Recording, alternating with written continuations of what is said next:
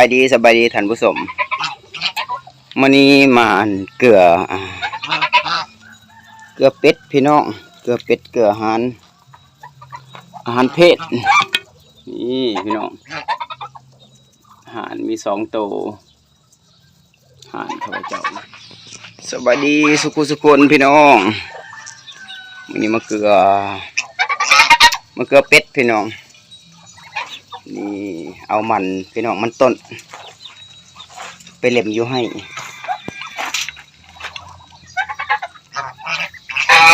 พี่น้องอันนี้คอกไก่คอกเป็ดได้พี่น้องเด้อถือว่าเป็ดกับไก่นี่อยู่นำกันพี่น้องถือว่าข้าพเจ้าเฮ็ดเองนี่พี่น้องมุงกับสังกะสีพี่น้องแอมกับสังกะสีไปเบิ่งด้านในพี่น้องเป็นอะไรนี่พี่น้องด้านในลกไก่กับเห็ดลายเติบพี่น้องประมาณ10อันพี่น้อง10ปลายกว่าอันคุณลกไก่อาจจะมืดแน่ได้พี่น้องอยู่ไหนนี่มีไข่เลยนี่ตัวนี้ไข่แล้วพี่น้องผูไข่ได้7-8 หน่วยแล้วลกวันนี้มันไข่จากลกแล้วพี่น้องบ่นี่ลกดึงโอ้ยลกวันนี้ไข่ลายเติบแล้วนี่ได้เลย10 ปลายสาวแล้วแหละตัวนี้ประจำเลยตัวนี้ไก่แม่ตัวนี้พี่น้องประจำการเลยเพิ่นก็พอได้กินพี่น้องขอได้ขายน้ำเพิ่นเอาดูเห็ดพี่น้องเอ้ย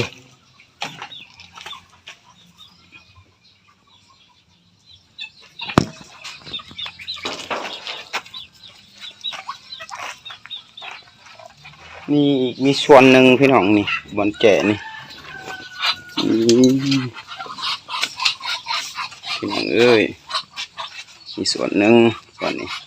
วันนี้โสมเป็ดพี่น้องบ้านหันโสมไก่วันนี้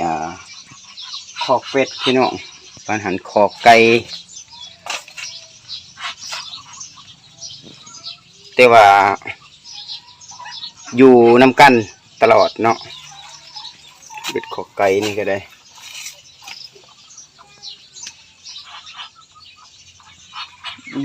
พี่น้องสบายดีFC สุขคนสบายดี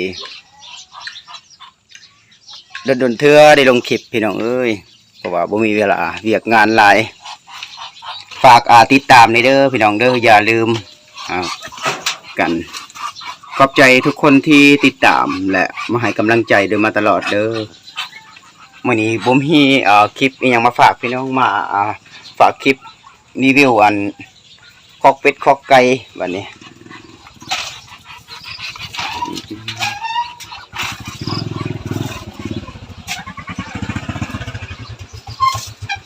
จะปุ่มน้ำมันรีดเลยจ้ะว่าจะปุ่มน้ำมันรีดเลยบึกปุ่มปั่นเขาผลยุงยานท่านได้เห็ดของกินซ้ำกินกาแฟนี่พี่น้องเป็ดไก่อาหารโอเคพี่น้องคลิปก็จะประมาณนี้แหละฝากติดตามตอนต่อไปพี่น้องจะสั่งคลิปไปเรื่อยๆให้พี่ให้น้องได้เบิ่งได้มีความสุขมีหอยยิ้มตลอดบ๊ายบายทุกคน